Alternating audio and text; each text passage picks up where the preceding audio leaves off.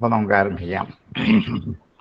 ഓം സഹനാവതു സഹനൗ ഭുനക്തു സഹ വീര്യം കരവാവഹൈ തേജസ്വിനാവധീതമസ്തു മാ വിദ്വിഷാവഹൈ.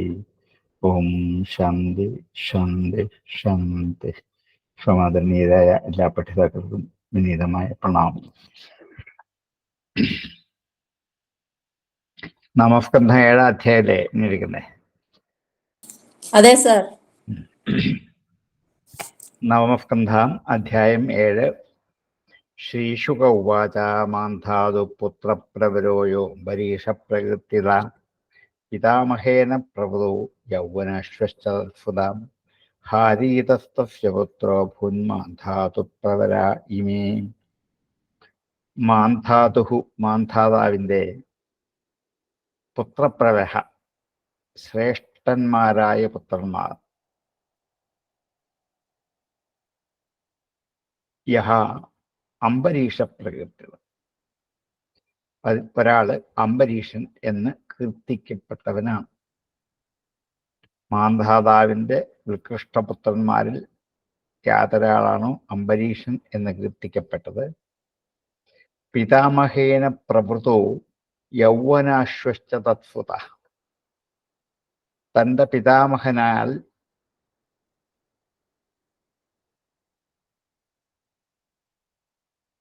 പ്രവൃത വരിക്കപ്പെട്ടവൻ, തൻ്റെ പിതാമഹനാൽ വരിക്കപ്പെട്ട യൗവനാശ്വശ്ച തത്സുത, യുവനാശ്വന്റെ പുത്രനും തത്സുത അവന്റെ പുത്രൻ ഹാരീതനും തസ്യ പുത്രോ അഭൂത് മാന്ധാതുപ്രവര ഇമേ.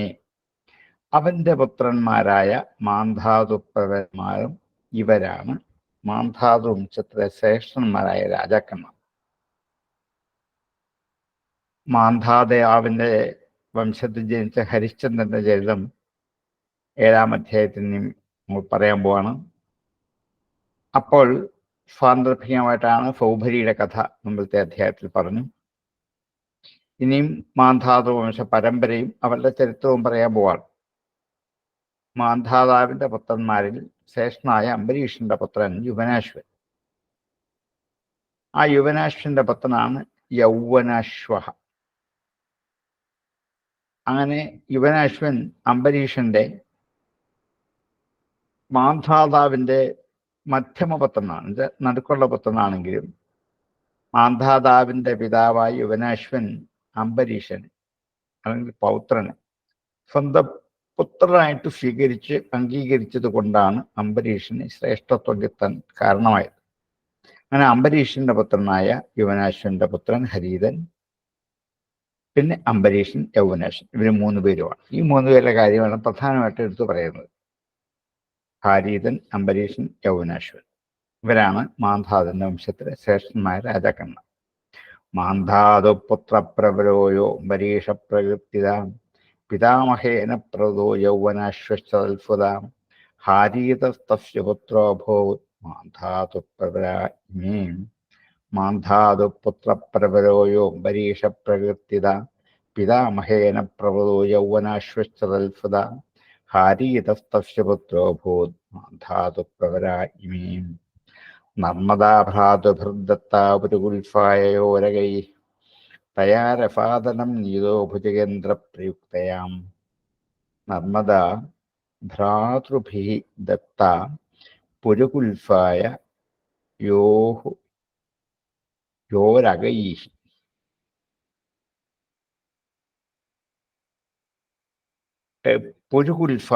പുരുഗുൽഫനായിക്കൊണ്ട് നർമ്മദ എന്നു പേരായ യാതൊരു വളയാണോ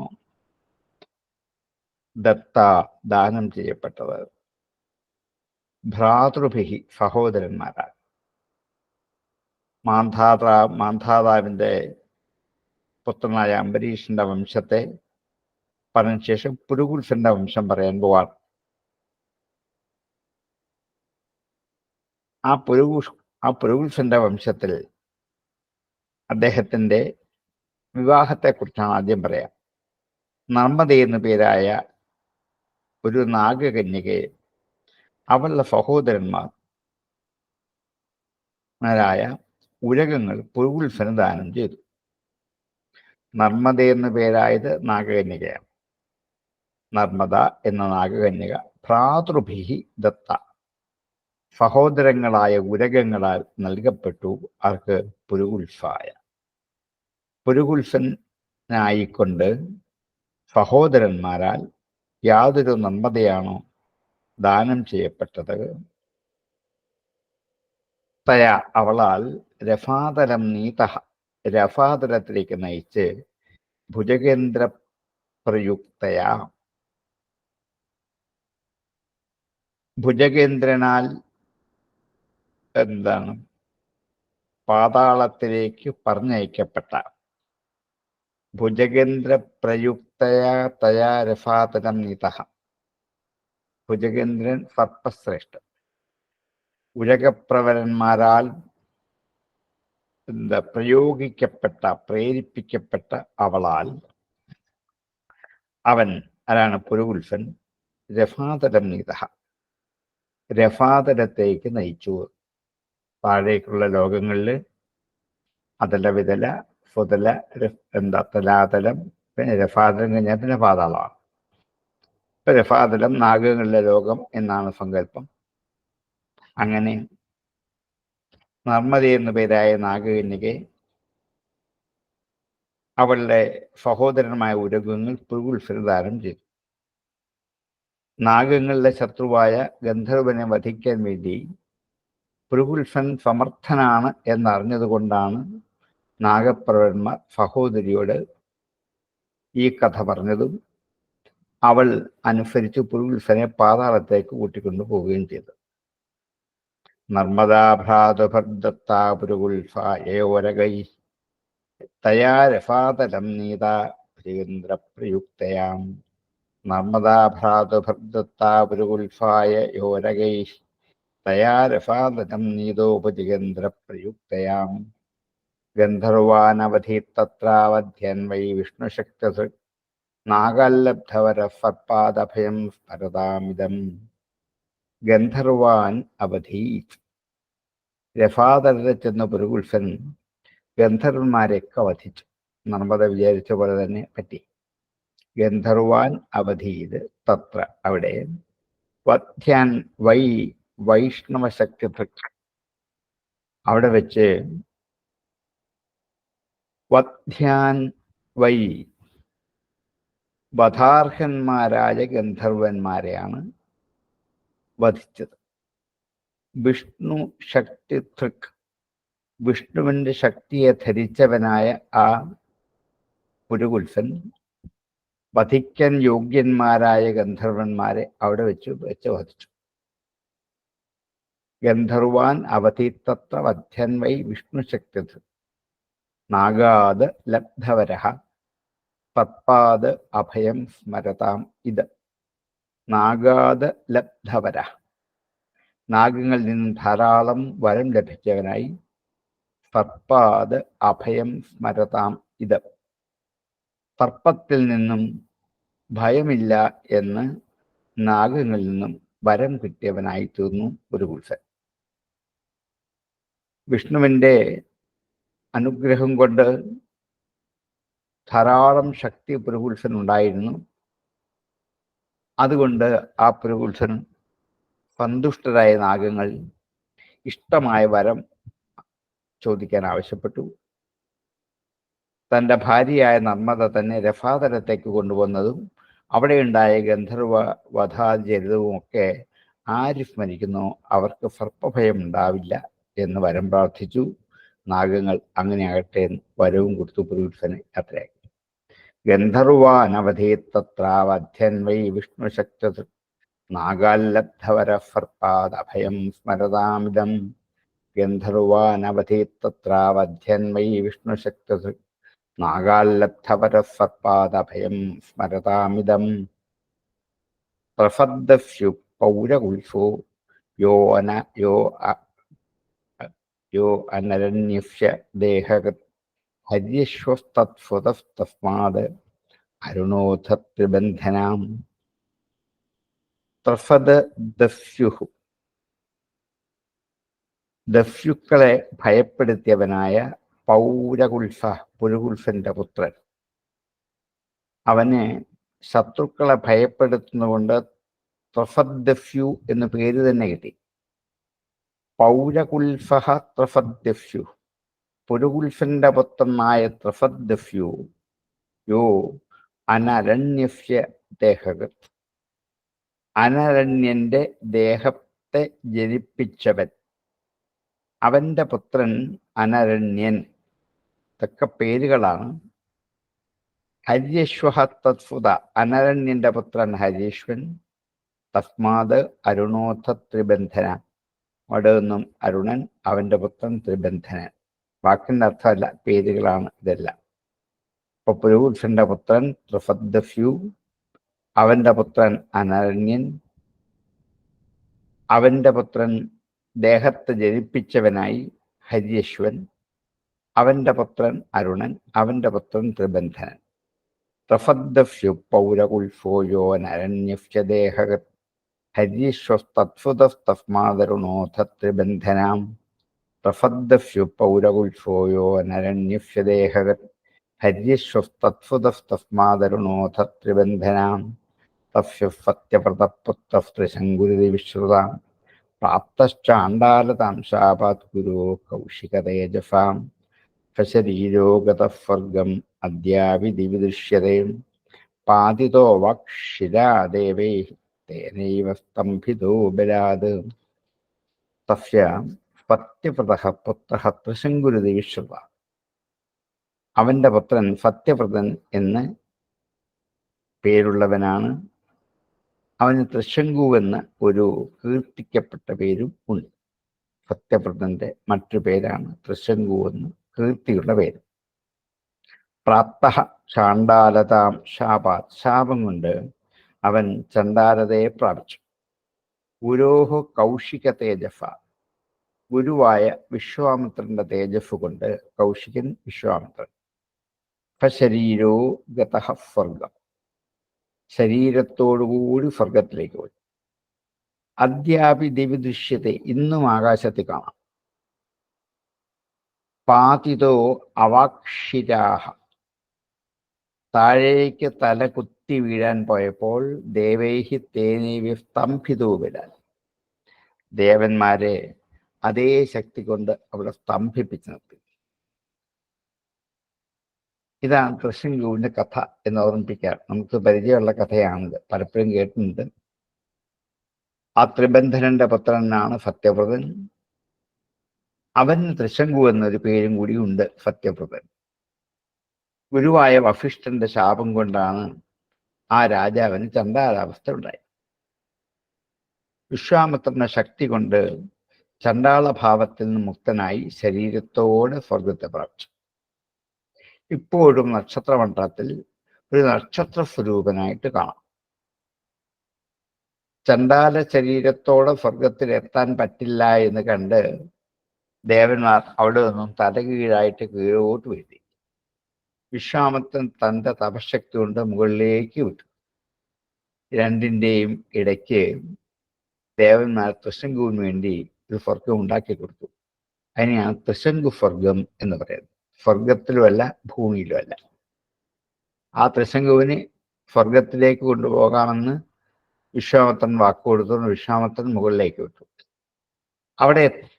അവിടെ ചണ്ഡാലന്മാർക്ക് പ്രവേശനമില്ല, ശരീരത്തോടി ആർക്കും എത്താൻ പറ്റില്ല എന്ന് പറഞ്ഞ് ദേവന്മാർ അവിടെ നിന്ന് താഴേക്ക് വിട്ടു. വിശ്വാമിത്രൻ താഴേക്ക് വീഴാൻ സമ്മതിച്ചില്ല. അപ്പൊ പിന്നെ രണ്ടിൻ്റെയും ഇടയ്ക്ക് ഒരു സ്ഥലം ദേവന്മാരിടപെട്ട് സ്വർഗമാക്കി മാറ്റി. ത്രിശങ്കുവിന് വേണ്ടി മാറ്റിക്കൊടുത്ത സ്ഥലത്തിന്റെ പേരാണ് ത്രിശങ്കു സ്വർഗം എന്ന്. ഇങ്ങനെ ഈ ത്രിശങ്കുവിന്റെ ഒരു മഹത്വം, ഒരു മാഹാത്മ്യം, സത്യവ്രതന്റെ ഒരു മാഹാത്മ്യവും ഇവിടെ സൂചിപ്പിച്ചുകൊണ്ട് തസ്യ സത്യവ്രത പുത്ര ത്രിശങ്കുരിതി വിശ്രുതാം, പ്രാപ്തശ്ചാണ്ഡാലതാം ശാപാത് ഗുരോ കൗശിക തേജസാം. ശരീരോ ഗതഃ സ്വർഗം അദ്യാപി ദിവി ദൃശ്യതേ, പാതിതോ വക്ഷിരാദേവൈസ്തേനൈവ സ്തംഭിതോ ബലാത്. തസ്യ സത്യവ്രതപുത്ര ത്രിശങ്കുരിതി വിശ്രുതാം, പ്രാപ്തശ്ചാണ്ഡാലതാം ശാപാത് ഗുരോ കൗശിക തേജസാം. ശരീരോ ഗതസ്വർഗമദ്യാപി ദിവദൃശ്യത്തെ പാതിതോ അപാക്ഷ്യ ദേവൈസ്തേനൈവ സ്തംഭിതോ ബലാത് ത്രൈശങ്കവോ ഹരിശ്ചന്ദ്രോ വിശ്വാമിത്രവസിഷ്ഠയോ എന്നിമിത്തമഭൂദ്യുദ്ധം പക്ഷിണോർബഹുവാർഷികം. ത്രൈശങ്കവ, ത്രിശങ്കുവിന്റെ പുത്രൻ, ഹരിശ്ചന്ദ്ര വിശ്വാമിത്രവസിഷ്ഠയോ എന്നിമിത്തം അഭൂത് യുദ്ധം.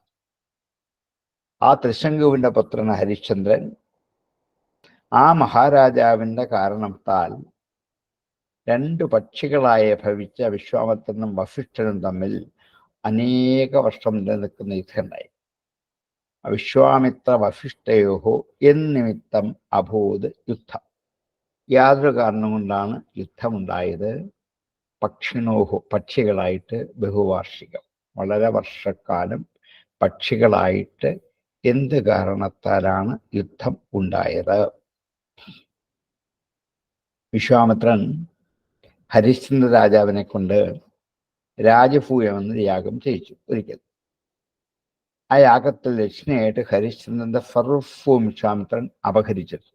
ദക്ഷിണയായിട്ട് ഹരിശ്ചന്ദ്രൻ കുലഗുരുവായ വസിഷ്ഠൻ ഇതറിഞ്ഞിട്ട് വിശ്വാമിത്രനെ ഒരു പക്ഷിയെ പോകട്ടെ എന്ന് ശപിച്ചു. അപ്പോൾ വിശ്വാമിത്രൻ വസിഷ്ഠനെയും ശപിച്ചു, നീയും പക്ഷിയെ പോകട്ടെ. രണ്ടുപേരും പക്ഷികളായി. വിശ്വാമിത്രനും വസിഷ്ഠനും ഓരോ പക്ഷികളായി.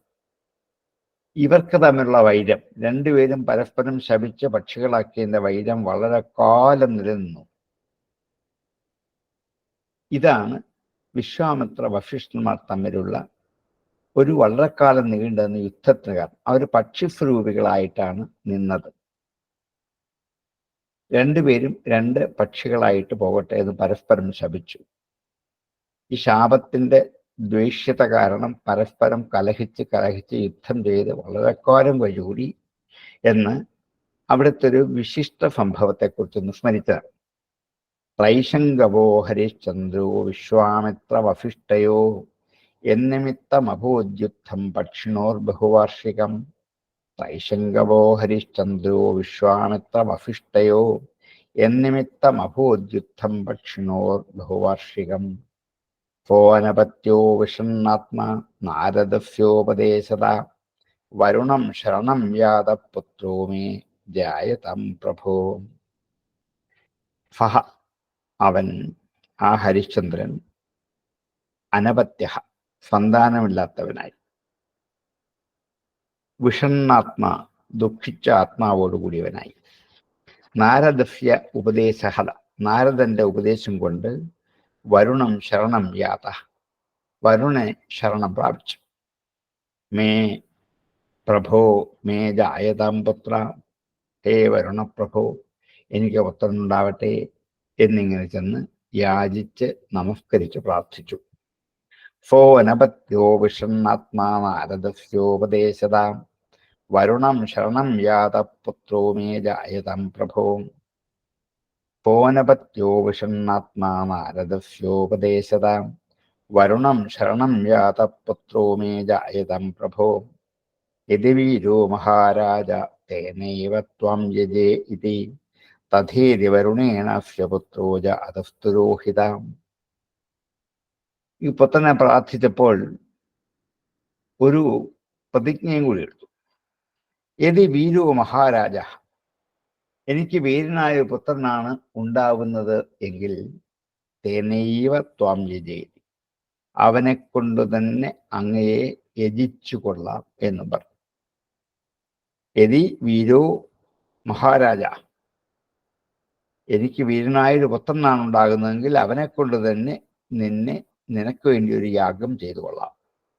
തഥേതി വരുണേനാസ്യ പുത്രോ ജാതസ്തു രോഹിത, അങ്ങനെ വരുണന്റെ അനുഗ്രഹം കൊണ്ട് ഒരു പുത്രനുണ്ടായി, രോഹിതൻ എന്നാണ് അവന്റെ പേര്.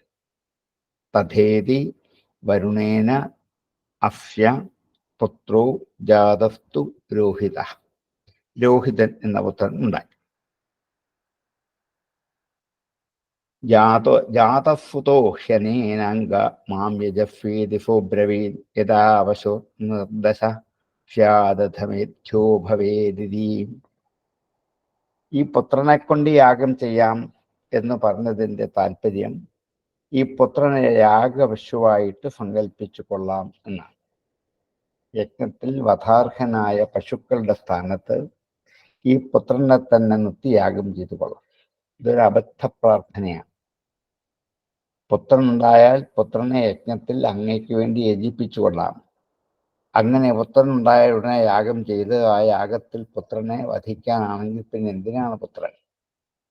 പക്ഷെ ഹരിശ്ചന്ദ്രൻ ഇതൊന്നും വിചാരിക്കാതെ പുത്രനുണ്ടാകണം എന്നുള്ള അഭിമാനത്തോടുകൂടി പറഞ്ഞു എന്ന് മാത്രമല്ല, എങ്ങനെങ്കിലും ഒരു പുത്രൻ ഉണ്ടാവണം എന്നാഗ്രഹിച്ച് ഒരു പുത്രൻ ഉണ്ടായാൽ അവനെ യജ്ഞപശുവാക്കിക്കൊണ്ട് യാഗം ചെയ്തു കൊള്ളാം എന്നും കൂടി പറയുകയും അപ്പൊ തന്നെ വരണ് അങ്ങനെ ആവട്ടെ എന്ന് എന്ത് ചെയ്തു? അനുഗ്രഹിച്ചു. ജാതഫുത പുത്രനുണ്ടായി. ഹി അനേന അംഗ മാം യജഫേതി ഫോബ്രവി. അപ്പൊ വരണം എന്ന് പറഞ്ഞു ഇവനെ കൊണ്ട് എനിക്ക് വേണ്ടി യജ്ഞം ചെയ്യൂ എന്ന്. ഹി അനേന അംഗ ഹ്യനേനാംഗ. ഹി തീർച്ച കാണിക്കാൻ. അനേന ഇവനെ കൊണ്ട്. അംഗ ശ്രേഷ്ഠനായവനെ. മാം യജഫ്വ ഇതി എനിക്ക് വേണ്ടി യജ്ഞം ചെയ്തുകൊള്ളൂ എന്ന് ഫോ അബ്രവി അവൻ പറഞ്ഞു. യഥാ പശോ നിർദശഫ്യാദധമേധ്യാവോ ഭവേദിതി. അപ്പോഴവൻ പറഞ്ഞു, എപ്പോഴാണോ ഈ യജ്ഞപശുവായ ഈ പുത്രൻ രോഹിതൻ നിർദശഫ്യാദ് അഥ 10 ദിവസം കഴിഞ്ഞിട്ട് അവൻ മേധ്യനായി ഭവിക്കുകയുള്ളൂ. യാഗത്തിൽ പതിപ്പാനുള്ള പശു 10 ദിവസം കഴിഞ്ഞാലേ പരിശുദ്ധി ഉണ്ടാകും. 10 ദിവസം ഈ പുത്രന് ബാലായ്മ എന്ന അശുദ്ധി ഉള്ളത് കൊണ്ട് അത് കഴിഞ്ഞിട്ടേ പുത്രനെ യജ്ഞത്തിൽ പങ്കെടുക്കുകയും പറ്റുള്ളൂ എന്ന്. യഥാ പശു നിർദശഫ്യാദ് അധ മേധ്യോ ഭവേതി. ജാതഫുതോ ഹ്യനേനാംഗാമാം യജഫ്വേതി ഫോബ്രവീത് യഥാ പശു നിർദശഫ്യാദ് മേധ്യോ ഭവേതി. ജാതഫുതോ ഹ്യനേനാംഗാമാം യജഫ്വേതി ഫോബ്രവീത് യഥാ പശു നിർദശഫ്യാദ് മേധ്യോ ഭവേതി. നിർദ്ദശേ ച ആഗത്യ യജഫ്വിത്വാഹ ഫോബ്രവീത് ദന്താഹ പശൂർ യജ്ജായേരൻ അധമേധ്യോ ഭവേദിതി. നിർദ്ദശേ ച ആഗത്യ 10 ദിവസം കഴിഞ്ഞപ്പോൾ വരണൻ എത്തി. യജഫ്വ ഇത്യാഹ എന്ന് എനിക്ക് വേണ്ടി യജ്ഞം ചെയ്തു എന്നിങ്ങനെ പറഞ്ഞു. ഫോ അബ്രവി അപ്പോൾ ഹരിശ്ചന്ദ്രൻ പറഞ്ഞു, ദന്താഹ പശൂഹു യജ്ജായേരന്. എപ്പോഴാണോ ഈ മേധ്യപശുവായ രോഹിതന് പല്ലുമുളയ്ക്കുന്നത്. ദന്താഹ പശോഹു ജായേരൻ. ഈ പശുവായി തീർന്നിരിക്കുന്ന ഇവന് പല്ലുമുളയ്ക്കുന്നത് എപ്പോഴാണോ അപ്പോഴേ മേധ്യൂ ഭവേദി. യജ്ഞത്തിൽ പങ്കെടുക്കാനുള്ള പരിശുദ്ധി അപ്പോഴേ ഉണ്ടാവുള്ളൂ. പല്ലുമുളയ്ക്കാത്തവനെ കൊണ്ട് ശുദ്ധിയില്ല. അതുകൊണ്ട് പല്ലുമുളയ്ക്കട്ടെ, അതിനുശേഷം ഞാൻ അവനെ കൊണ്ട് യജ്ഞം ചെയ്യിച്ചോളാം. നിർദ്ദശേച ജഫ ആഗത്യായ ജഫ്യത്യാഹ ഫബ്രവീത് ദന്താഹ പശൂർ യജ്ജായേരന്നഥ മേധ്യോ ഭവേദിതി. ദന്താഹ പശോഹു യദ് ജായേരന് അഥ മേധ്യോ ഭവേദിതി. നിർദ്ദശേ ജഫ ആഗത്യായ ജഫ്യത്യാഹ ഫബ്രവീത് ദന്താഹ പശൂർ യജ്ജായേരന്നഥ മേധ്യോ ഭവേദിതി. ജാതാദന്തായ ജഫ്വേരി ഫപ്രത്യാഹാധ ഫബ്രവീത് യഥാ പതന്തഫ്യദന്ത അഥമേധ്യോ ഭവേദിതി. ദന്താഹ ജാതാഹ പല്ലുമുളച്ചു കഴിഞ്ഞപ്പോൾ വരണൻ വീണ്ടും വന്നു. യജഫ്വ ഇതി വരണൻ വീണ്ടും വന്ന് യജ്ഞം ചെയ്തോളൂ എന്ന് പറഞ്ഞു. ഫപ്രത്യാഹ അഥ അനന്തരം അവൻ മറുപടി പറഞ്ഞു, യഥാ പതന്തി അഫ്യദന്താഹ. ഇപ്പോഴീ ഉണ്ടായ പല്ലുകളൊക്കെ കൊഴിഞ്ഞു വന്നാണ്. ആയുസ് നശിച്ച പല്ലുകളാണിതെല്ലാം. ആ പല്ല് കൊഴിഞ്ഞു പോവാതെ കണ്ട് യജ്ഞത്തിൽ പങ്കെടുപ്പിച്ചാൽ അത് പരിശുദ്ധമല്ല. ആദ്യം പല്ലുണ്ടാവും, ആദ്യം എന്താണ് ആശൂലം കഴിയട്ടെ എന്ന് പറഞ്ഞു, പിന്നെ പല്ല് മുളയ്ക്കട്ടെ എന്ന് പറഞ്ഞു, പല്ല് മുളച്ചപ്പോൾ പറഞ്ഞു പല്ല് കൊഴിഞ്ഞു പോകട്ടെ, അപ്പൊ പറ്റാം, അപ്പോഴേ ശുദ്ധമാവൂ എന്ന് പറഞ്ഞു. ജാതാദന്തായ ജഫ്വേദി ഫപ്രത്യാഹാതബ്രവീൻ യഥാ പദം ജഫ്യദന്ത അഥമേധ്യോ ഭവേദീം. ജാതാദന്തായ ജഫ്വേദി ഫപ്രത്യാഹാതബ്രവീൻ യഥാ പദം ജഫ്യദന്താ അഥമേധ്യോ ഭവേദിതി. പശോർനിപതിതാദന്താം യജഫ്വിത്യാഹബ്രവീൻ യഥാ പശോഃ പുനർദന്ത ജായന്തേഥ പശുശുചി. പശോഹു നിപതിതാഹ ദന്താഹ.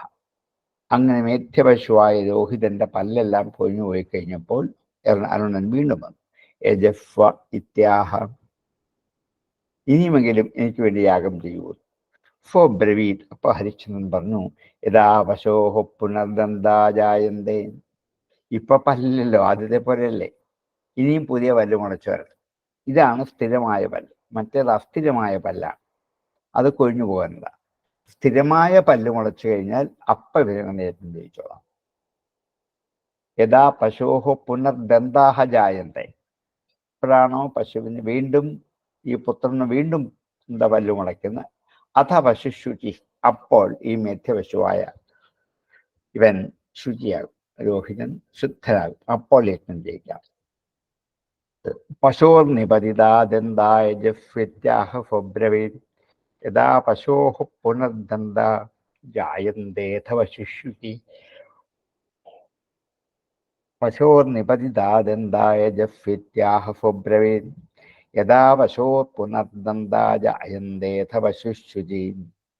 പുനർജാതായ ജഫ്വേദി ഫപ്രത്യാഹാഥ ഫബ്രവീൻ താന്നാഹികോ യഥാ രാജൻ രാജന്യോഥ പശുശുചി.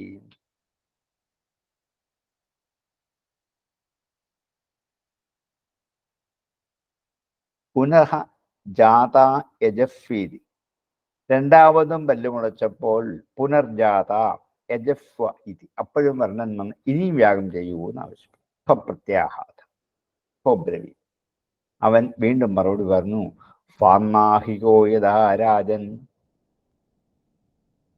ഇവനെ ഫന്നാഹത്തോടു കൂടിയവനാകണം. ഫന്നാഹം വെച്ചാൽ കവചം എന്നർത്ഥം. എപ്പോഴാണോ ഇവന് കവചം ധരിക്കാൻ യോഗ്യത വരുന്നത്, രാജന്യോഥ പശുശുചി, അപ്പോഴേ ഇവൻ രാജാവായിട്ട് മാറുകയുള്ളൂ. അപ്പോൾ മാത്രമേ ഇവന് യുദ്ധത്തിൽ ഏർപ്പെടാനുള്ള ഒരു പ്രാപ്തി ഉണ്ടാവുകയുള്ളൂ. അപ്പോഴേ ഇവനെ ക്ഷത്രിയൻ എന്ന് വിളിക്കാൻ പറ്റൂ.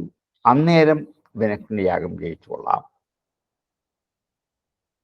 അതുകൊണ്ട് ഇപ്പോൾ അതിനുള്ള കാലമായിട്ടില്ല. പുനർജാതായ ജഫ്വേദി ഫപ്രത്യാഹാഥ ഫബ്രവീൻ ഫാന്നാഹികോ യഥാ രാജൻ രാജന്യോഥ പശുശുചീം.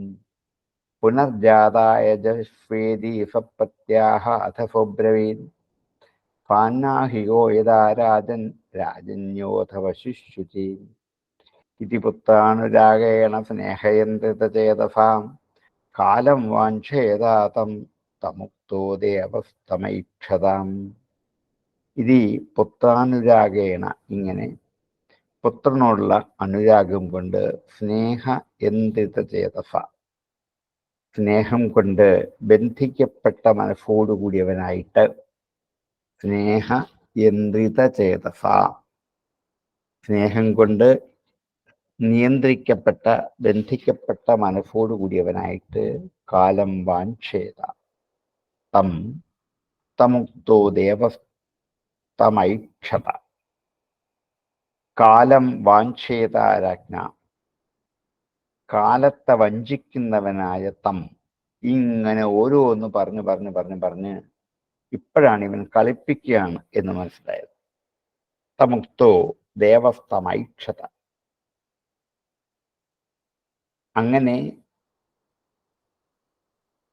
പുത്രസ്നേഹം കൊണ്ട്, പുത്രനുള്ള അനുരാഗം കൊണ്ട് സ്നേഹത്തിന് അധീനനായി ആ പുത്രനിൽ മനസ്സുറപ്പോടുകൂടിയവനായ രാജാവ് ഇങ്ങനെ പറഞ്ഞപ്പോൾ ഓരോ കാലത്തിലും തന്നെ വഞ്ചിക്കപ്പെടുകയാണ്. കാലം വഞ്ചേതാ തം. ഓരോ കാലത്തും ആദ്യം 10 ദിവസമായിരുന്നു, പിന്നെ പല്ല് മുളയ്ക്കട്ടെ എന്നായി, പിന്നെ പല്ല് കൊഴിയട്ടെ എന്നായി, വീണ്ടും പല്ല് കിളിക്കട്ടെ എന്നായി, പിന്നെ കവചം ധരിക്കട്ടെ എന്നായി. ഇതൊക്കെ ഇപ്പോഴാണ് വഞ്ചിക്കപ്പെടുകയാണ് എന്ന് മനസ്സിലായിട്ട് ദേവനായ വരുണൻ ആ കാലത്തെ എല്ലാം കാത്തുകൊണ്ട് തന്നെ ഇരുന്നു. ദേവഹ തം ഐക്ഷത. ഇപ്പോഴും അവൻ പറയുന്നത് കേട്ട് കവചം ധരിക്കട്ടെ, ആയിക്കോട്ടെ, അതുവരെയും കാത്തിരുന്നു. ഇതിപുത്രാനുരാഗേണ സ്നേഹയന്ത്രിതചേതസാം കാലം വഞ്ചയതാതം തമുക്തോ ദേവസ്തമൈക്ഷതാം. ഇതിപുത്രാനുരാഗേണ സ്നേഹയന്ത്രിതചേതസാം കാലം വഞ്ചയതാതം തമുക്തോ ദേവസ്തമൈക്ഷതാം. രോഹിതസ്തദഭിജ്ഞായാപി ദുഃകർമ്മ ചികീർഷിതം പ്രാണപ്രേപ്സുർ ധനുഷ്പാണി അരണ്യം പ്രത്യപദ്യതാം. രോഹിതഃ തദഭിജ്ഞായ പിതുഃ കർമ്മ ചികീർഷിതം. പിതുഃ ചികീർഷിതം കർമ്മ. പിതാവിനാൽ ചെയ്യപ്പെടാൻ ആഗ്രഹിക്കുന്ന കർമ്മം. ചികീർഷിതം കർത്തും ഇച്ഛിതം. ചെയ്യപ്പെടാൻ ആഗ്രഹിക്കുന്ന ഈ കർമ്മത്തെ ഇപ്പോഴാണ് ഇവന് ശരിക്കും മനസ്സിലായത്. തൻ്റെ പിതാവ് തന്നെ യജ്ഞപശുവാക്കി മാറ്റാൻ പോവുകയാണ്. യജ്ഞം ചെയ്യാമെന്ന് വർണ്ണന് വാക്കുകൊടുത്തിട്ടുണ്ട് എന്നൊക്കെ ഇപ്പോഴാണ് മനസ്സിലായത്. തത് അഭിജ്ഞായ. ഇതറിഞ്ഞിട്ട് പ്രാണപ്രേപ്സുഹു. പ്രാണനെ രക്ഷിക്കാൻ ആഗ്രഹിച്ചുകൊണ്ട് ധനുഷ്പാണി. വില്ല് കയ്യിലെടുത്തുകൊണ്ട് അരണ്യം പ്രത്യപദ്യത. വനത്തിലേക്ക് പോയി. ഏതാണ്ട് തിരിച്ചറിവ് കിട്ടിയപ്പോഴാണ് ഇവന് മനസ്സിലായത് അച്ഛൻ യജ്ഞം ചെയ്യാൻ പോകുന്നു. ആ യജ്ഞത്തിലെ പശുവാണ് ഞാനെന്നും ഇത് ഞാൻ ഉണ്ടാകുന്നതിന് മുമ്പ് വർണ്ണന കൊടുത്ത വാക്കാണെന്നും ഇത് പാലിക്കപ്പെട്ടേ പറ്റുമെന്നും ഓരോ പ്രാവശ്യവും വർണ്ണനെ വഞ്ചിച്ച് ഞാൻ ഇത്രവരെ കാത്തിരുന്നതാണ് എന്ന് മനസ്സിലായിട്ട് ഇത് സംഭവിക്കും എന്നുറപ്പുള്ളതുകൊണ്ട് പ്രാണരക്ഷയ്ക്ക് വേണ്ടി അമ്പും വില്ലും കയ്യിലെടുത്ത് വനത്തിലേക്ക് യാത്രയായി. രോഹിതസ്തദഭിജ്ഞായാപി ദുഃകർമ്മ ചികീർഷിതം പ്രാണപ്രേപ്സുർധനുഷ്പാണി അരണ്യം പ്രത്യപദ്യതാം. രോഹിതസ്തദഭിജ്ഞായാപി ദുഃകർമ്മ ചികീർഷിതം പ്രാണപ്രേപ്സുർധനുഷ്പാണി അരണ്യം പ്രത്യപദ്യതാം. പിതരം വരുണഗ്രസ്തം ശ്രുത്വാ ജാതമഹോദരം രോഹിതോ ഗ്രാമമേയായ തമിന്ദ്ര പ്രത്യഷേധതാം. പിതരം വരുണഗ്രസ്തം ശ്രുത്വാ. രോഹിതൻ വനത്തിലേക്ക് പോയപ്പോൾ യാകാശ ഭരിക്കാത്തത് കൊണ്ട് കോപിഷ്ഠനായ വരുണൻ ഹരിശ്ചന്ദ്രനെ എതിർത്തു. വരുണഗ്രസ്തം. വരുണനാൽ പിടിക്കപ്പെട്ടവനായ പിതാവിനെ കുറിച്ച് കേട്ടിട്ട് ജാതമഹോദരം. മഹോദരമെന്ന രോഗം പിടിപെട്ടു രാജാവിന്. രോഹിതോ ഗ്രാമം ഏയായ. ഇത് കേട്ട് രോഹിതൻ ഗ്രാമത്തിലേക്ക് തിരിച്ചുപോയി. തം ഇന്ദ്രപ്രത്യഷേധത. ഇന്ദ്രൻ അവനെ പോകാൻ സമ്മതിച്ചില്ല, പ്രതിഷേധിച്ചു. കാട്ടിൽ കൂടി ഇങ്ങനെ സഞ്ചരിച്ചപ്പോഴാണ് വരുണൻ അച്ഛനെ ബാധിച്ചു, ഉപദ്രവിച്ചു എന്ന് മനസ്സിലായത്. എന്താണ് ചെയ്തത്? വരുണൻ ജലത്തിന്റെ അധിപതിയാണ്. അദ്ദേഹത്തിന്റെ വയറ് ജലം കൊണ്ട് നിറച്ചു. ആ രോഗത്തിന്റെ പേരാണ് മഹോദരം. കണ്ടമാനം വയറ് വീർത്ത് വെള്ളം കൊണ്ട് വയറ് നിറയുക മഹോദരം എന്നൊരു രോഗമാണ്. വരുണൻ ഈ രോഗം ഉണ്ടാക്കി കൊടുത്തു. ആർക്ക്? ഹരിശ്ചന്ദ്രൻ. രോഗവുമായി തൻ്റെ പിതാവ് മല്ലിടുന്നു കേട്ടപ്പോൾ താൻ എത്രയും വേഗം ഗ്രാമത്തിലേക്ക് തിരിച്ചു. വരുന്ന വഴിക്ക് ഇന്ദ്രൻ തടഞ്ഞു നിർത്തി, ഇപ്പൊ പോകണ്ട, കുറച്ചു നാൾ കഴിയും പോയാൽ, ഇപ്പൊ പോയാൽ ആപത്താണ് എന്നൊക്കെ പറഞ്ഞാൽ തിരിച്ചുവിട്ടു. പിതരം വരുണഗ്രസ്തം ശ്രുത്വാജാതമഹോദരം രോഹിതോ ഗ്രാമമേയായ തമിന്ദ്ര പ്രത്യഷേധതാം. പിതരം വരുണഗ്രസ്തം ശ്രുത്വാജാതമഹോദരം രോഹിതോ ഗ്രാമമേയായ തമിന്ദ്ര പ്രത്യഷേധതാം. ഭൂമേ പര്യടനം പുണ്യം തീർത്ഥക്ഷേത്ര നിക്ഷേപണയും രോഹിതായ ആദിശക്ര പോപ്യരണ്യ അരണ്യവേ അപസത്സമാം. ഭൂമേഹ പര്യടനം പുണ്യം, പുണ്യമായ ഭൂമിയുടെ പര്യടനം, ചുറ്റിക്കറങ്ങൽ എല്ലായിടത്തും, തീർത്ഥക്ഷേത്ര നിക്ഷേപണൈ ഭൂമിയിലെ സകല തീർത്ഥങ്ങളും സകല ക്ഷേത്രങ്ങളും സേവിച്ചുകൊണ്ട് ഭൂമിയിൽ പര്യടനം ചെയ്ത് സഞ്ചാരം ചെയ്ത് ആ പുണ്യം രോഹിതായ ആദിശത് ശക്ര, ശക്രൻ ഇന്ദ്രൻ രോഹിതനായിക്കൊണ്ട് ആ പുണ്യം അത് കൊടുത്തു. സോപി അരണ്യേ അവസത്സമാം, അവൻ കാട്ടിൽ 1 വർഷക്കാലം താമസിച്ചു. രോഹിതാശൻ ഇന്ദ്രൻ തടഞ്ഞു നിർത്തി പറഞ്ഞത്, പുണ്യതീർത്ഥങ്ങളും പുണ്യക്ഷേത്രങ്ങളും ഒക്കെ സേവിച്ച് ഭൂമിയെ ചുറ്റിക്കറങ്ങി നടന്നാൽ പുണ്യം വർദ്ധിക്കുമെന്നും ആ പുണ്യം കൊണ്ട് പിതാവിനെ രക്ഷിക്കാൻ പറ്റുമെന്നൊക്കെ ഇന്ദ്രൻ ഉപദേശിച്ചു കൊടുത്തു. അങ്ങനെ ചെയ്തുകൊണ്ട് രോഹിതൻ 1 വർഷക്കാലം കാട്ടിൽ തന്നെ താമസിച്ചു, പോയില്ല, തിരിച്ചു പോയില്ല. ഭൂമേ പര്യടനം പുണ്യം തീർത്ഥക്ഷേത്ര നിക്ഷേപണേ രോഹിതായ ആദിശക്ര പോപ്യരണ്യേവസത്സമാം. ഭൂമി പര്യടനം പുണ്യം തീർത്ഥക്ഷേത്ര നിക്ഷേപണൈ രോഹിതായ ആദിശക്രഫോപ്യരണ്യേവസത്സമാം. ഏവം ദ്വിതീയേ തൃതീയേ ചതുർത്ഥേ പഞ്ചമേ തഥാ അഭ്യേത്യസ്ഥവിരോ വിപ്രോ ഭൂത്വാഹവർത്രഃ. ഇങ്ങനെ ഏവം ദ്വിതീയേ തൃതീയേ ചതുർത്ഥേ പഞ്ചമേ തഥാ 2, 3, 4, 5 വർഷങ്ങളിൽ ഇന്ദ്രൻ അഭ്യേത്യ വന്ന് ഓരോ വർഷത്തിലും ഇന്ദ്രൻ വന്ന് സ്ഥവിരോ വിപ്രഹ,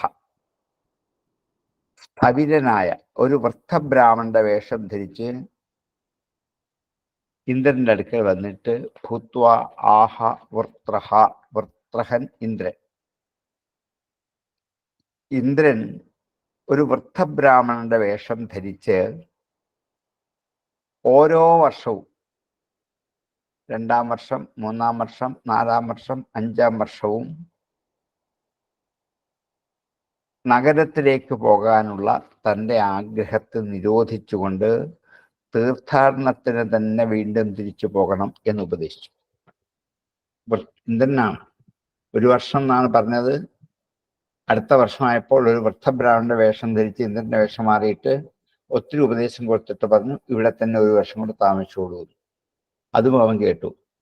അങ്ങനെ 3, 4, 5 വർഷം വരെ ആ വനത്തിൽ താമസിച്ചു. ഏവം ദ്വിതീയേ തൃതീയേ ചതുർത്ഥേ പഞ്ചമേ തഥാ അഭ്യേത്യസ്ഥവിരോ വിപ്രോ ഭൂത്വാഹവർത്രഃ. ഏവം ദ്വിതീയേ തൃതീയേ ചതുർത്ഥേ പഞ്ചമേ തഥാ അഭ്യേത്യസ്ഥവിരോ വിപ്രോ ഭൂത്വാഹവർത്രഃ. 6ം സംവത്സരം ദത്തചരിത്വാരോഹിതപുരീം ഉപവ്രജന്നജീകത്താത് അക്രീണാൻ മധ്യമം സുതം ശുനശേഭം പശും പിത്രേ പ്രദായ സമവന്തതാം. തതഃ പുരുഷമേധേന ഹരിശ്ചന്ദ്രോ മഹായശാം മുക്തോദരോയജത് ദേവാൻ വരുണാദീൻ മഹത്കഥ.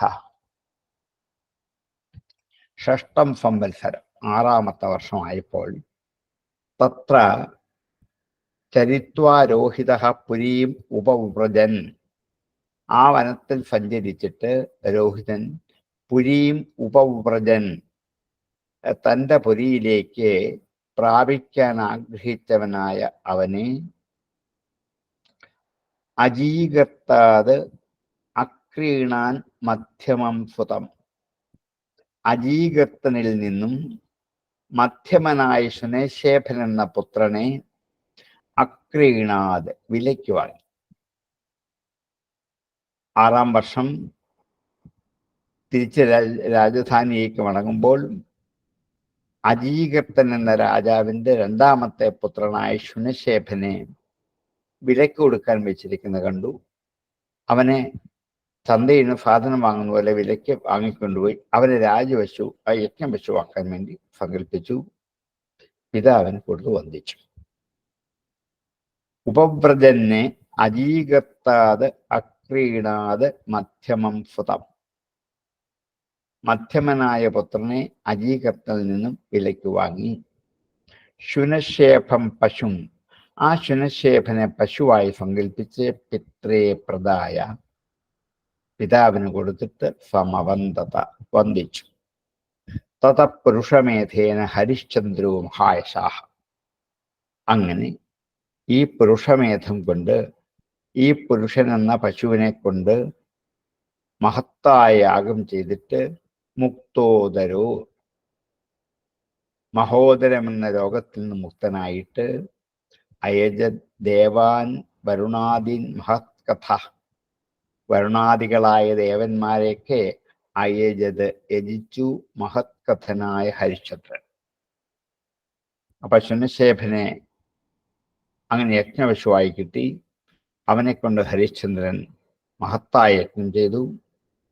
യജ്ഞം ചെയ്തു കഴിഞ്ഞപ്പോൾ അദ്ദേഹത്തിൻ്റെ മഹോദരം എന്ന വയറുവീർക്കുന്ന രോഗം ശമിച്ചു. ദേവന്മാരെ, വരുണാദികളായ ദേവന്മാരെ മഹത്കഥനായ, മഹത്തായ കഥയുള്ളവനായ ഈ ഹരിശ്ചന്ദ്രൻ അയജത് യജിച്ചു യജ്ഞം ചെയ്തു. 6ം സംവത്സരം തത്തചരിത്വാരോഹിതപുരീം ഉപവ്രജൻ അജീകത്താദക്രീണാൻ മധ്യമം സുതം. 6ം സംവത്സരം തത്തചരിത്വാരോഹിതപുരീം ഉപവ്രജൻ അജീകത്താദക്രീണാൻ മധ്യമം സുതം. ശുനശേഫം പശും പിത്രേ പ്രദായ സമവന്തത. തത പുരുഷമേധേന ഹരിശ്ചന്ദ്രോ മഹായശാ മുക്തോദരോ യജദ്ദേവാൻ വരുണാദീൻ മഹത്കഥ. ശുനശേഫം പശും പിത്രേ പ്രദായ സമവന്തത. തത പുരുഷമേധേന ഹരിശ്ചന്ദ്രോ മഹായശാ മുക്തോദരോ യജദ്ദേവാൻ വരുണാദീൻ മഹത്കഥ. വിശ്വാമിത്രോ ഭവത്തസ്മിൻ ഹോതാ ച അധ്വജ്യുരാത്മവാൻ ജമദഗ്നിരഭൂത് ബ്രഹ്മാ വസിഷ്ഠോ അയാഫ്യ വസിഷ്ഠോ അയാഫ്യസാഗമ. വിശ്വാമിത്രഃ തസ്മിൻ ഹോത അഭവത്. ആ യജ്ഞത്തിൽ വിശ്വാമിത്രൻ ഹോതാവായിട്ട് തീർന്നു. ച അധ്വയ്യുഹു ആത്മവാൻ ജമദഗ്നി അഭൂത്.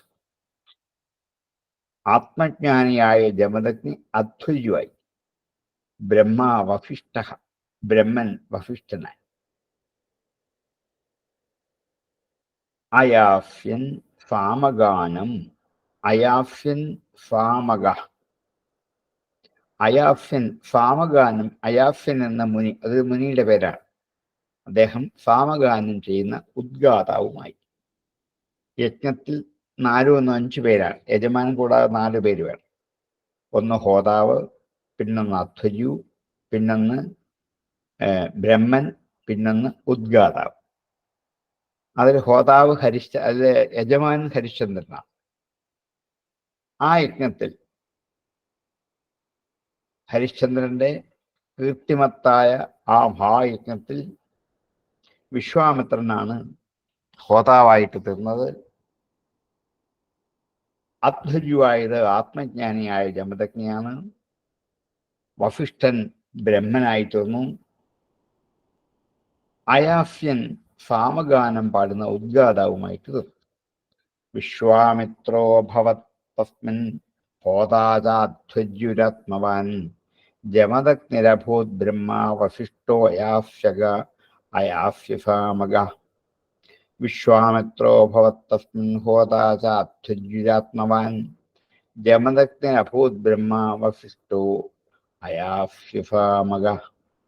തസ്മൈ തുഷ്ടോ ദദാവിന്ദ്ര ശാതകൗംഭമയം രഥം ശുനശേഫസ്യ മാഹാത്മ്യം ഉപരിഷ്ടാത് പ്രവക്ഷ്യതേ. തസ്മൈ അവനായിക്കൊണ്ട് തുഷ്ടഃ ഇന്ദ്രഃ ദദൗ. ദദൗ ഇന്ദ്രഃ ദദാവിന്ദ്രഃ. ദദൗ ദാനം ചെയ്തു കൊടുത്തു ഇന്ദ്രൻ. ശാതകുംഭമയം രഥം. ശാതകുംഭം എന്നത് വാക്കിന്റെ അർത്ഥം സ്വർണം എന്നാണ്. ശാതകുംഭമയം രഥം എന്ന് വെച്ചാൽ സ്വർണമയമായ രഥത്തെ. തസ്മൈ ദദൗ. ഇപ്രകാരം യജ്ഞപശുവിനെ മേധം ചെയ്ത് സന്തുഷ്ടനായ ഇന്ദ്രൻ ഹരിശ്ചന്ദ്രന് സ്വർണ്ണ നിർമ്മിതമായ ഒരു രഥം ദാനം ചെയ്തു. തസ്മൈ തുഷ്ടോ ഇന്ദ്രഃ ശാതകൗംഭമയം രഥം ദദൗ. ശുനശേഫസ്യ മാഹാത്മ്യം ഉപരിഷ്ടാത് പ്രവക്ഷ്യത്തെ. ഇനിയും ഈ ശുനശേഫന്റെ മഹാത്മ്യം ഇനിയും ഞാൻ പറയാൻ പോകുന്നുണ്ട്. അതുകൊണ്ട് ഇപ്പം അതിനെക്കുറിച്ച് വിസ്തരിക്കുന്നില്ല എന്നർത്ഥം.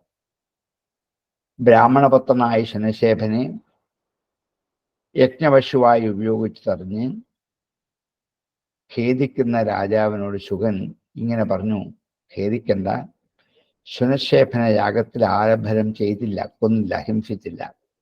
അവന്റെ മഹാത്മ്യം ഇനിമേൽ വിശ്വാമിത്രപുത്രന്മാരുടെ ചരിത്രം പറയുമ്പോൾ ഞാൻ വിസ്തരിച്ച് പറയാം, അല്ലെങ്കിൽ ആവർത്തനമാണ് ഇനി ആ കഥ പറയാൻ പോകുന്നത്. വാസ്തവത്തിൽ ശുനശേഫനെ യജ്ഞത്തിൽ പശുവാക്കി അവിടെ ഹനിച്ചില്ല. ഇതാണ് കഥ, അത് പിന്നെ പറയും. തസ്മൈ ദുഷ്ടോ ദദാവിന്ദ്രശാതകുംഭമയം രഥം ശുനശേഫസ്യ മാഹാത്മ്യം ഉപരിഷ്ടാത് പ്രവക്ഷ്യതേ. തസ്മൈ ദുഷ്ടോ ദദാവിന്ദ്രശാതകൗംഭമയം രഥം ശുനശേഫസ്യ മാഹാത്മ്യം ഉപരിഷ്ടാത് പ്രവക്ഷ്യതേ. സത്യഭാരാം ധൃതിം ദൃഷ്ട്വാ സ്വഭയസ്യ ച ഭൂപതേ വിശ്വാമിത്രോ ഭൃശം പ്രീതോ ദദാവ അവിഹതം ഗതിം. സത്യഭാരാം ധൃതിം ദൃഷ്ട്വാ, സത്യമാകുന്ന ഭാരത്തോടുകൂടിയ ധൈര്യത്തെ കണ്ടു. വിശ്വാമിത്രൻ സത്യസന്ധനാണ്. നമുക്ക് മലയാളത്തിൽ ചൊല്ലു തന്നെയുണ്ട്, വിശ്വാമിത്രനെ പോലെ സത്യസന്ധൻ എന്നത്. സത്യവുമായി സദാ സന്ധിച്ചു കൊണ്ടിരിക്കുന്നവനാണ് വിശ്വാമിത്രൻ. ഒരിക്കലും ജീവൻ പോയാലും അസത്യം പറയില്ല എന്ന് ദൃഢവ്രതമെടുത്തവനാണ്. സത്യഭാരാം, അങ്ങനെ സത്യത്തിന്റെ സാരാംശമാകുന്ന ധൈര്യം, ബലം, അത് കണ്ടിട്ട് ദൃഷ്ട്വാ സ്വഭാര്യസ്യ ച ഭൂപതേ, ഭാര്യയോടുകൂടിയിരിക്കുന്ന രാജാവിന്റെ സത്യത്തിലുള്ള ബലം കണ്ടിട്ട് വിശ്വാമിത്രോ ഭൃശം പ്രീതു, വിശ്വാമിത്രൻ ഏറ്റവും അധികം സന്തോഷിച്ചിട്ട് ദദൗ അവിഹതാം ഗതി, തടസ്സമില്ലാത്ത ഒരു ഗതിയെ കൊടുത്തു. രാജാവിന്റെ രാജപത്നിയുടെയും ധൈര്യം കണ്ടിട്ട് ഏറ്റവും സന്തുഷ്ടമായ വിശ്വാമിത്രൻ നാശരഹിതമായ ജ്ഞാനം, അവിഹതാം ഗതി, ഒരു തടസ്സമില്ലാത്ത ഗതിയെ ഈ ഹരിശ്ചന്ദ്രന് വിശ്വാമിത്രൻ ദദൗ ദാനം ചെയ്തു കൊടുത്തു. സത്യഭാരാം ധൃതിം ദൃഷ്ട്വാ സ്വഭാര്യസ്യ ച ഭൂപതേ വിശ്വാമിത്രോ ഭൃശം പ്രീതോ ദദാവഹ്യതാം ഗതിം. സത്യഭാരാം ധൃതിം ദൃഷ്ട്വാ സ്വഭാര്യസ്യ ച ഭൂപതേ വിശ്വാമിത്രോ ഭൃശം പ്രീതോ ദദാവഹ്യതാം ഗതിം. മനഃപൃഥിവ്യാം താമദ്ഭിസ്തേജസാപോനിരേണ തത് ഹേ വായും ധാരയംസ്തച്ച ഭൂതാദൗ തം മഹാത്മനി. തസ്മിജ്ഞാനകരം ധ്യാത്വാ തയാ ജ്ഞാനം വിനിർദഹൻ ഹിത്വാ താം സ്വേന ഭാവേന നിർവാണസുഖസംവിദാം അനിർദ്ദിശ്യ അപ്രദൃക്യേണ തസ്ഥൗ വിധ്വസ്തബന്ധനാം. മനഃപൃഥിവ്യാം, താം മനസ്സിനെ പൃഥ്വിയിലും, താം ആ പൃഥ്വിയെ തേജസ തേജസ്സിനോടും, തേജസ്സിനെ ആപഹ വെള്ളത്തിലും, ആപഹ അനിലേന വെള്ളത്തെ വായുവിലും, തത് ഹേ അതിനെ ആകാശത്തിലും, വായും ധാരയം സ്തച്ച ഭൂതാദൗ തം മഹാത്മനി. രാജാവിന് ലഭിച്ച ഗതിയെക്കുറിച്ച് പറയുകയാണ്. വിശ്വാമിത്രന് അവിഹതമായ ഗതി കൊടുത്തു. എന്താണ് ആ ഗതി? സംസാരത്തിന്റെ മൂലകാരണം മനസ്സാണ്. ഈ സംസാരത്തെ ഉണ്ടാക്കുന്നതും ഇല്ലാതാക്കുന്നതും ദുഃഖിക്കുന്നതും വേർപെടുന്നതും വിരഹമുണ്ടാക്കുന്നതും കൂടിച്ചേരുന്നതും ഒക്കെ മനസ്സാണ് അതിനൊക്കെ കാരണക്കാരൻ. സംസാരത്തിലെ സമസ്ത പ്രവർത്തനങ്ങൾ കൊണ്ടുണ്ടാകുന്ന സുഖദുഃഖങ്ങൾക്ക് കാരണം മനസ്സാണ്.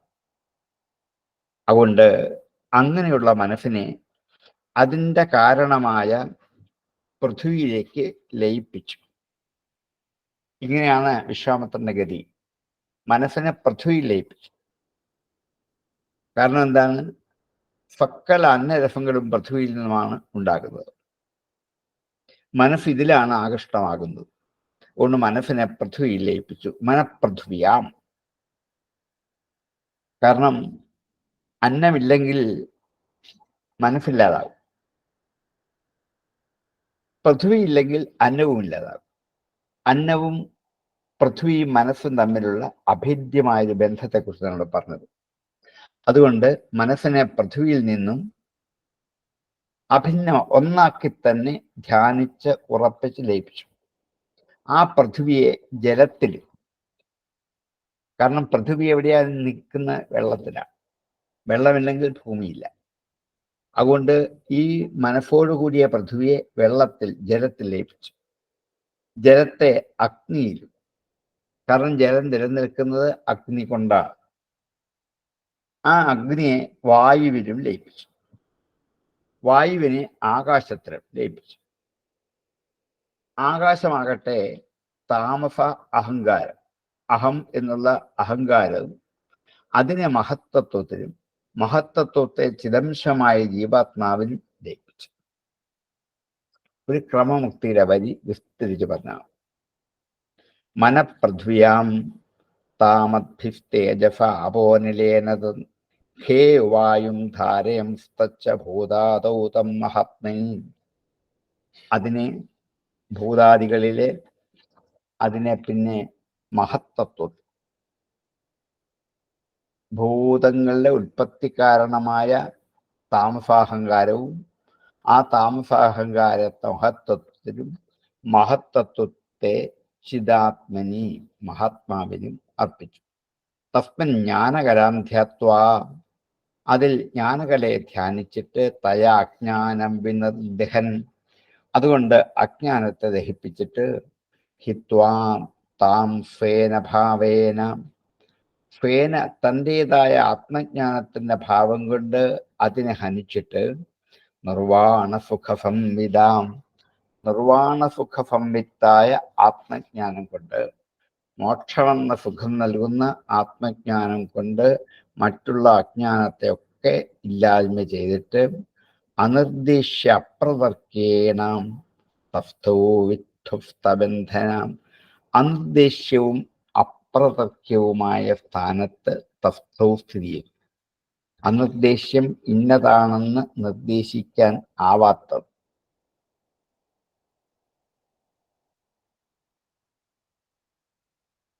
സദാനന്ദ സ്വരൂപനായ ചിന്മയനായി വിളങ്ങുന്ന ആ ആത്മഭാവത്തെ നിർദ്ദേശിക്കാൻ പറ്റില്ല.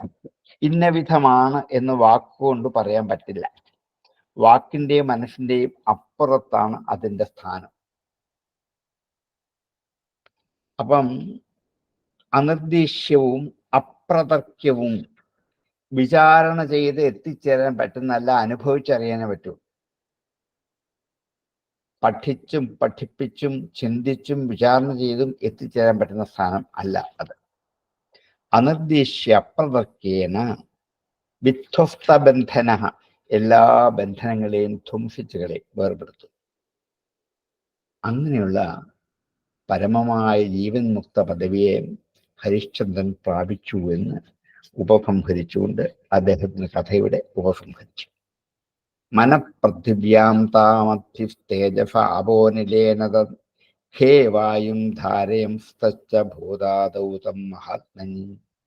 തസ്മിൻ ജ്ഞാനകലം ധ്യാത്വാ തയാ ജ്ഞാനം വിനിർദഹൻ ഹിത്വാ താം സ്വേന ഭാവേന നിർവാണസുഖസംവിദാം അനിർദ്ദേശ്യ അപ്രതത്യേന തസ്ഥോ വിധ്വംസബന്ധനാം മനഃപൃഥ്വ്യാം താമദ്ഭിസ്തേജസ അപോനിലേന തത് ഹേവായും ധാരയംസ്തച്ച ഭൂതാദൗതം മഹാത്മനി തസ്മിൻ ജ്ഞാനകലം ധ്യാത്വാ തയാ ജ്ഞാനം വിനിർദഹൻ ഹിത്വാ താം സ്വേന ഭാവേന നിർവാണസുഖസംവിദാം അനിർദ്ദേശ്യ അപ്രതത്യേന തസ്ഥോ വിധ്വസ്തബന്ധനാം മനഃപൃഥ്വ്യാം താമദ്ഭിസ്തേജസ അപോനിലേന തത് ഹേവായും ധാരയംസ്തച്ച ഭൂതാദൗതം മഹാത്മനി തസ്മിൻ ജ്ഞാനകലാം ധ്യാത്വാ തയാ ജ്ഞാനം വിനിർദഹൻ ഹിത്വാ താം സ്വേന ഭാവേന നിർവാണസുഖം വിദാം അനിർദ്ദേശ്യ അപ്രതർക്യേന തസ്ഥോ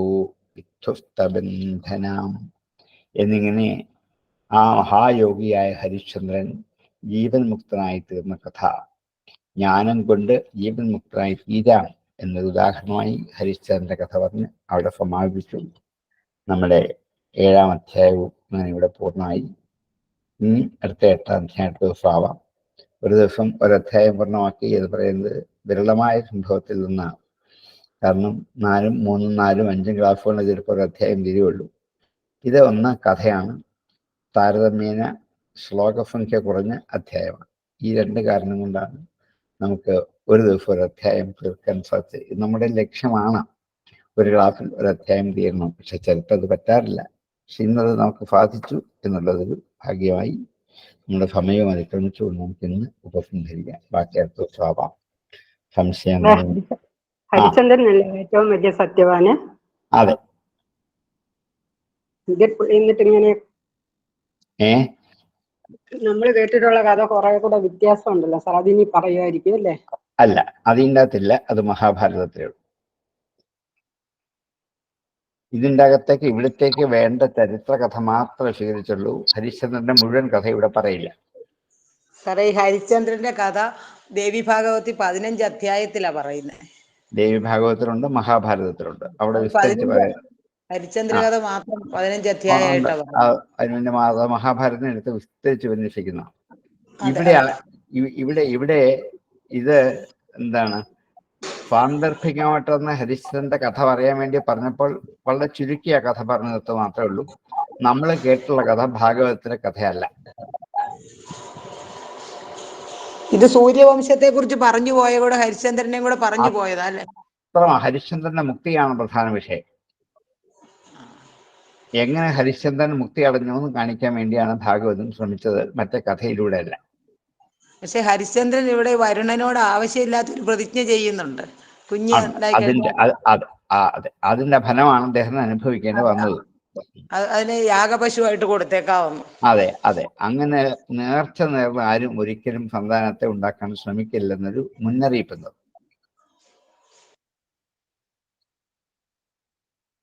നമ്മൾ നല്ല സന്താനം ഉണ്ടായാൽ ഇന്ന നേർച്ച പറഞ്ഞ വഴിപാടൊക്കെ ചെയ്യില്ലേ, അങ്ങനെ ആവരുത് എന്നും കൂടി കാണിക്കാനാണ് ഈ കഥ ഉദാഹരണം.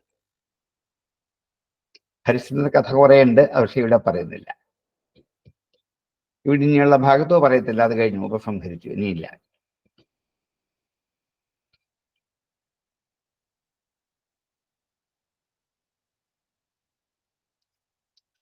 ആ കഥയെല്ലാം കഴിഞ്ഞു കഴിഞ്ഞിട്ടാണ് ഈ മുക്തി കൊടുക്കുന്ന ഹരിചന്ദ്രൻ. അതെ അതെ, ആ ഭാഗമാണ് ഭാഗവതത്തിന് പ്രധാനമാണ്. അത് മാത്രമേ എടുത്ത് പറഞ്ഞു, മുക്തിയെ കുറിച്ച് മാത്രം പറഞ്ഞു നമ്മളെ. അതെ, എന്നാ അദ്ദേഹം സത്യവാക്കാണെന്ന് പറയാൻ വേണ്ടി ഒരു ശ്ലോകത്തിൽ ഒരു വരി മാത്രം ഉപയോഗിച്ചു. സത്യസാരാം ധൃതിം ദൃഷ്ട്വാ, ഒരൊറ്റ വരിയെ ഉപയോഗിച്ചത്.